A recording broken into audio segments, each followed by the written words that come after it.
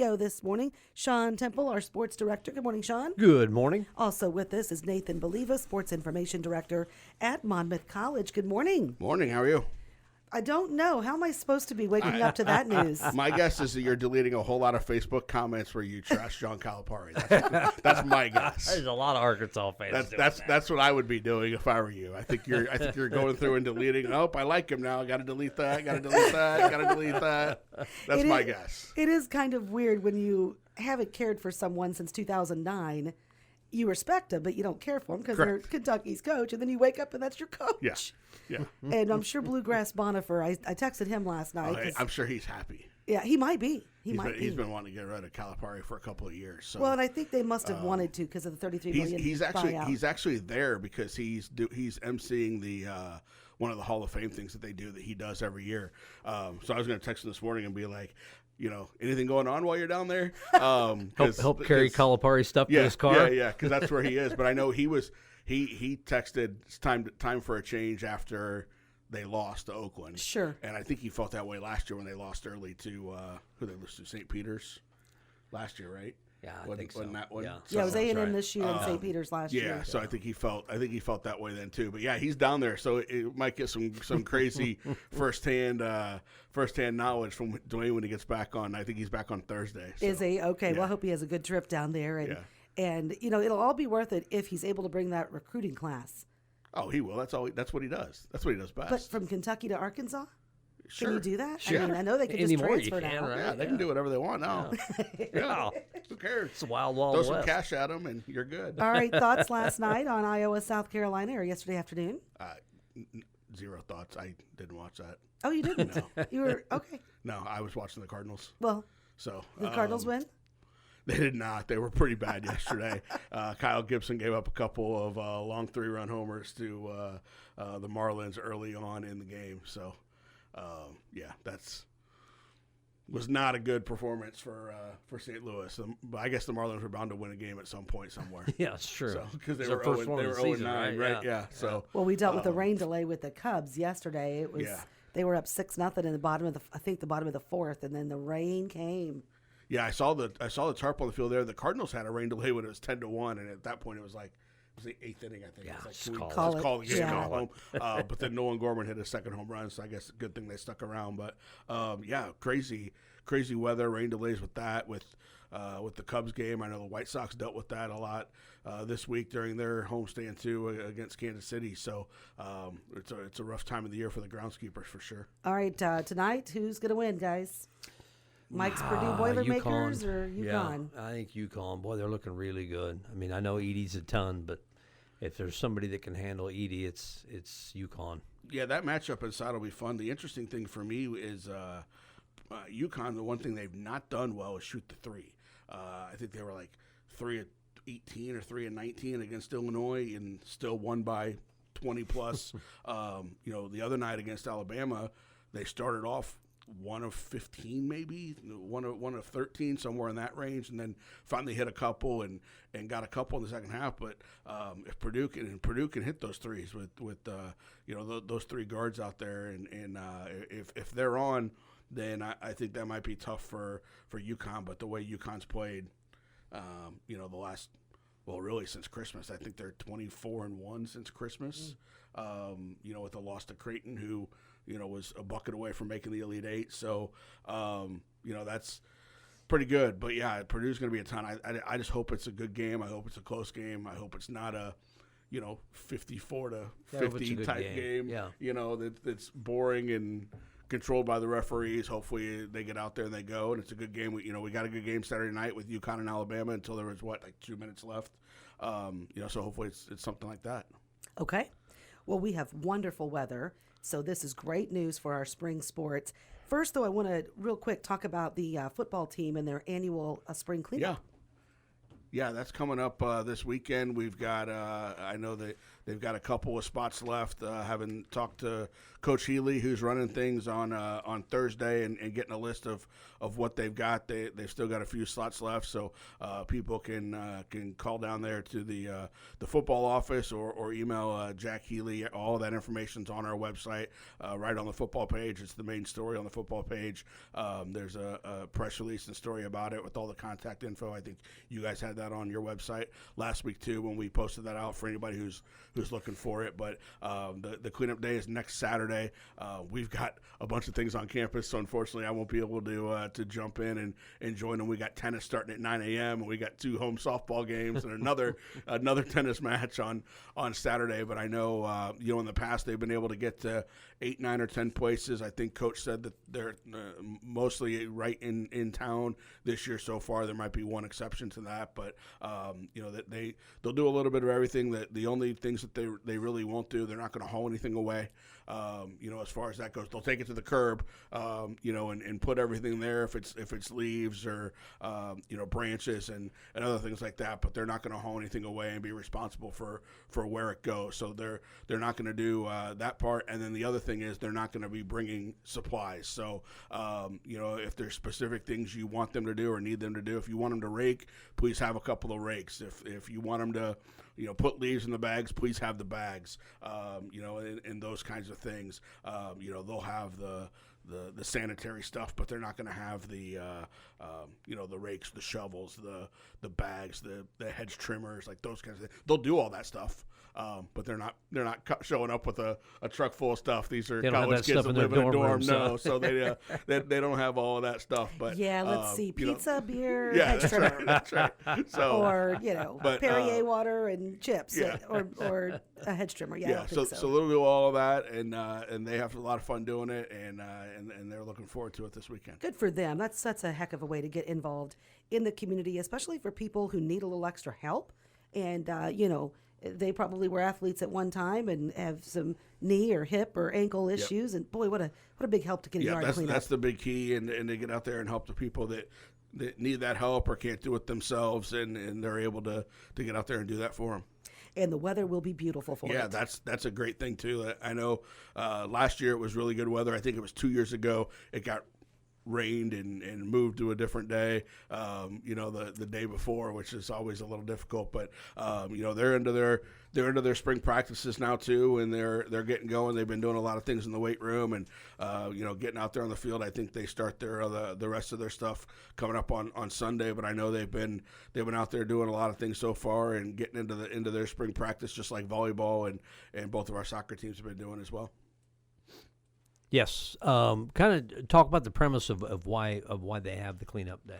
Yeah, I think it really comes through with with Coach Braun and wanting to give back to the community and be a part of it. It also teaches our guys some responsibility and being part of a community because there are a lot of players on our team and student athletes on the football team that are from around here, but there's a lot that aren't too. Mm-hmm. So it it kind of combines those two things and gives them a spring bonding thing as well when you're combining the guys that are from this area, whether they're from Monmouth, Roseville, or they're from Mercer County, or they're from Galesburg, or it's all the kids that are from Florida and from Texas and from the Chicago area, and it gives them a chance to see Monmouth outside of just being on the campus and a chance to bond with their other teammates too. They need to have this in the winter so they can scoop my walks. Yeah, I think that would be that would be preferential for me as well. I know that's why I was joking with Coach Paterni. I was like, can we sign up and get our yard mowed, for this week? Because actually they're home this weekend. I was going to say if it's a weekend where you're on the road and I just don't like doing it, can we we get them signed up? I'll give them the mower. I got the guys. Yeah, I got everything. Get them out there for it. But yeah, that's that'd be a good question for Chad when you have him on in August. Hey, like, can we do Can I defer mine to the winter? Yeah, snow cleanup day. There you go. All right, and this week's a big deal for us because we have the Monmouth Knox game. Hopefully. It's already been rained out twice. So that happened last year. I believe it was It's 4 happened times. every year I've been here. We've had rain for Monmouth Knox one way or the other for the first one, and it really makes a circus out of rescheduling. But yeah, hopefully at noon we'll be there together, Sean, and have a broadcast. Yeah, Monmouth Knox. Enough said there, right? Yeah, Enough absolutely, and it's a big week as far as that goes to finally get those games in. And it's a little different too because had we played them last week, we were looking at Chicago coming up with the series on the weekend. They were looking at a bye, and now it's flipped where they've got a series next weekend, and we're on the conference bye. So we'll see if that plays a role into who pitches for both teams and whatnot on Wednesday. Okay. What time? You said noon? Yeah, noon for that doubleheader on Wednesday for baseball, and then we've got softball's home for those that are around this weekend. If you're not part of the cleanup, come down and watch softball. Conference kicks off for them Saturday at 1, a doubleheader, and Sunday at 1, a doubleheader. We play both Ripon and Lawrence in softball and tennis this weekend, so they'll be here for the 2 tennis matches at 9 a.m. and 3 p.m. on Saturday, and track and golf are on the road doing their thing. Softball does have a doubleheader tomorrow at Augustana at 3 o'clock. They didn't play at all last week. They had everything rained out. Feels like that was kind of the theme of the week was rain out. Softball was rained out. Golf had Sunday's second round rained out. Baseball had rainouts and then did actually play against Chicago on Saturday. But baseball's supposed to have 5 games. They played 2. Softball's supposed to have 4. They played 0. Golf was supposed to play 2 days. They played 1. So really the only thing that wasn't affected for an actual event was track. They got out to their meet on Saturday, but everybody's practice was messed up all week. Everybody was in the gym, sharing stuff in there instead of being outside like they should be. How'd things go last week? Really pretty good as far you look at different events. Golf was really good. Briggs Bossert had the best score out there. He was going to take a lead in the second round, ended up just being the winner instead with an even par 71 over at Gibson Woods. Gannon Greenman finished in 5th place there, and then track we had 19 career highs in the track meet down in Jacksonville for outdoor events. Still have Matty Boley and Caleb Toberman ranked nationally in different events on the throwing side. So some good things out of there.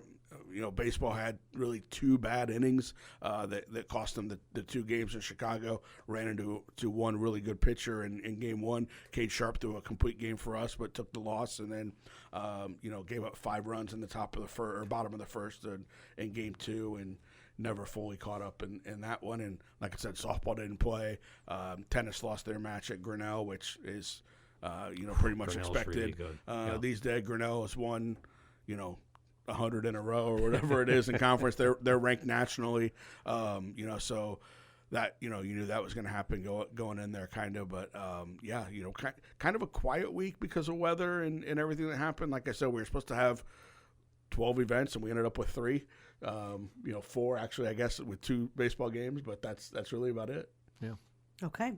And this week you said the game, Monmouth and Knox. Is that game at home? Yeah, it's a home game. It'll be a doubleheader starting at noon with that one. So it was supposed to be last Tuesday. Then we were going to play Knox on Thursday. Rain and cold both days. I think we finally got the weather part figured out. I think we might have turned the corner, and now we'll stay above 40 for a while. And the weather's going to be nice, and it's free to go to these games. It is. Yep. Everything on campus and even off campus in the terms of baseball and soccer being over there at Peacock and Glasgow is completely free for fans to come up. There are some bleachers at baseball, but fans can bring a lawn chair. They can bring a blanket and sit out there on the hill in the outfield. Some fans even sit over at the American Legion in the back of a pickup truck and sit out there and enjoy. And we're happy to see anybody come out for that. Same for softball. There's plenty of seating out in the outfield grass with blankets and chairs. There's a couple sets of bleachers there behind the dugout and spots for people to pop up chairs and sit and enjoy. And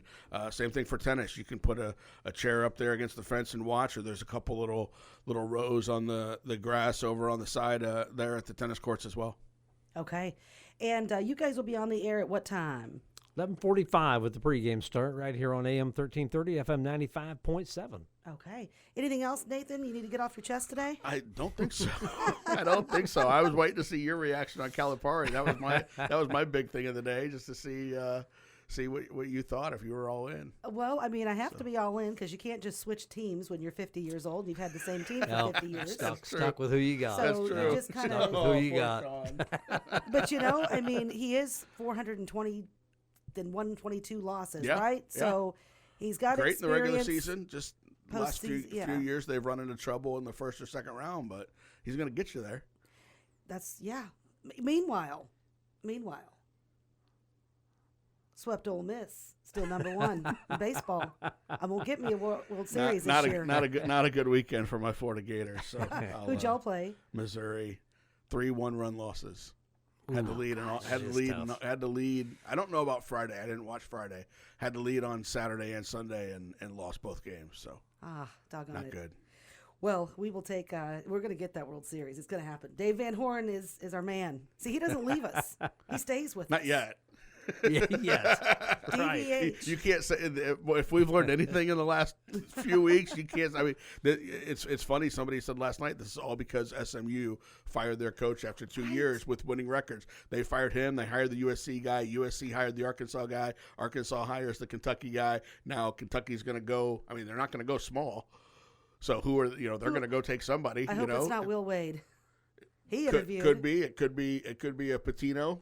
Really?